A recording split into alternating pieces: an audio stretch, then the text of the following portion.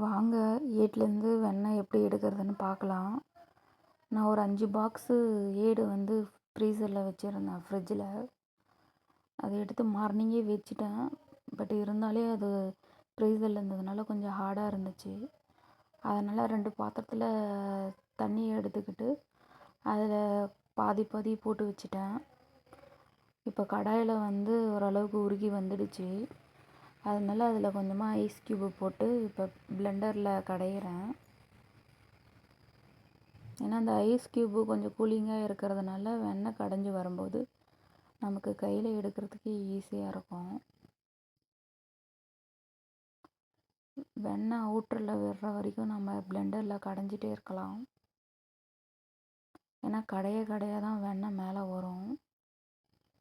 நீங்களே பாருங்கள், Blender rotation ஆக ஆக வெண்ணெய் வந்து மேலே வந்துட்டே இருக்குது.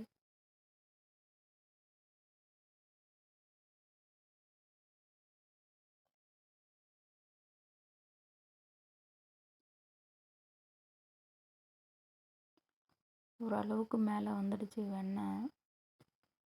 பட் நம்ம கண்டினியூவாக வந்து கடைஞ்சிட்டே இருக்கணும். அப்போ தான் ஃபுல் ப்ராசஸும் நமக்கு கம்ப்ளீட் ஆகும்.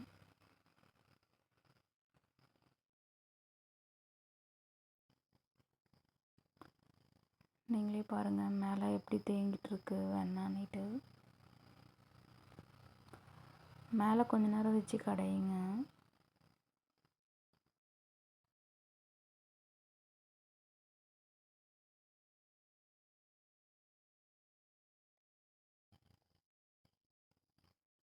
டூ மந்த்துக்கு ஒரு டைம் வந்து இந்த மாதிரி தான் ஏடு எடுத்து வச்சு வெண்ணெய் கடைவேன் நான்.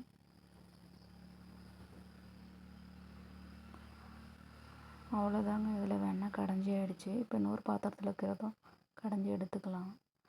நான் ஆல்ரெடி ஐஸ் வாட்ரு போட்டிருக்கேன். இப்போ பிளெண்டரில் ஆன் பண்ணி விட்டு கடைஞ்சிக்கலாம்.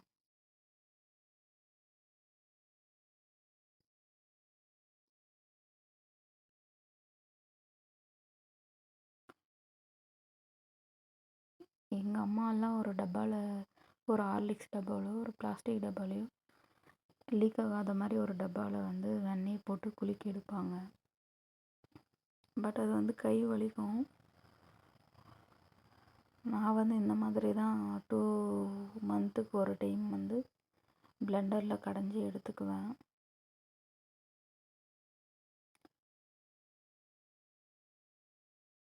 நீங்களே பாருங்கள், அது கடைஞ்சி வர வர கொஞ்சம் திக்காயிட்டே வரும். மிக்ஸ் பண்ணி விட்டு நல்லா கடையுங்க. இதில் கொஞ்சம் ஜாஸ்தியாகவே விட்டுட்டேன் நான் ஏடு, அதனால் கொஞ்சம் திக்காக இருக்குது.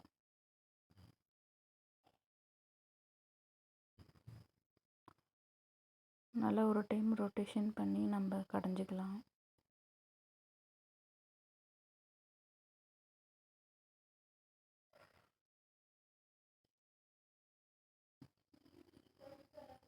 நீங்களே பாருங்கள், வெண்ணெய் வெளியே வர்றது நமக்கு நல்லா தெரியுது.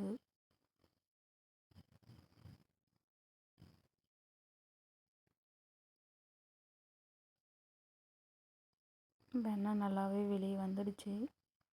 இன்னும் ஒரு 2 மினிட்ஸ் மட்டும் நம்ம நல்லா கடைஞ்சிங்கன்னா ஃபுல்லாகவே நமக்கு வெண்ணெய் கிடச்சிரும்.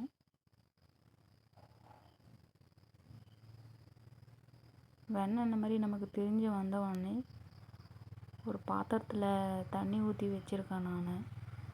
அதில் எடுத்து ஷிஃப்ட் பண்ணிக்கலாம். இப்போ வெண்ணெய் ரெடி ஆயிடுச்சுங்க. இப்போ அதை ரவுண்ட் பண்ணி நம்ம அதை தண்ணியில் போட்டுக்கலாம். ஒரு டைமுக்கு 2 டைம் நல்லா அந்த மாதிரி தண்ணியில் போட்டு எடுத்துக்குங்க.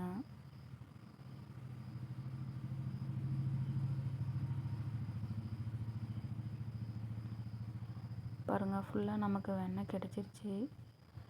எனக்கு எடுக்கிறதுக்கும் கொஞ்சம் ஈஸியாக இருக்குது. நான் எப்போவும் இந்த மாதிரி தான் பண்ணுவேன். குயிக்காக வேலை முடிஞ்சிடும். நீங்களே பாருங்கள், பார்க்கவே லட்டு மாதிரி இருக்குது.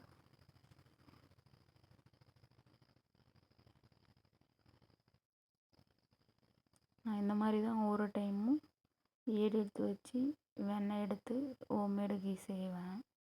கடையிலலாம் வாங்குறதில்ல.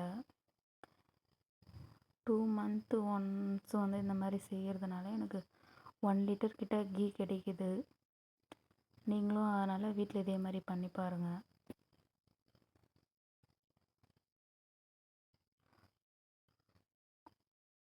உங்களுக்கு பிடிச்சிருந்தா நீங்கள் லைக் பண்ணுங்கள், கமெண்ட் பண்ணுங்கள், சப்ஸ்கிரைப் பண்ணுங்கள்.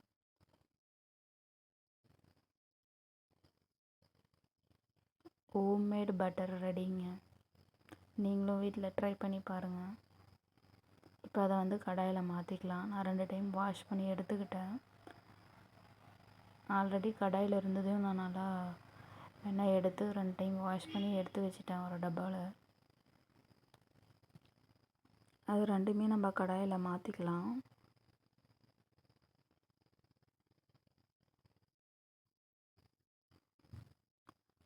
வெண்ணெய் எடுத்தாச்சுங்க. நெக்ஸ்ட்டு என்ன, கீ ப்ராசஸ் தான்.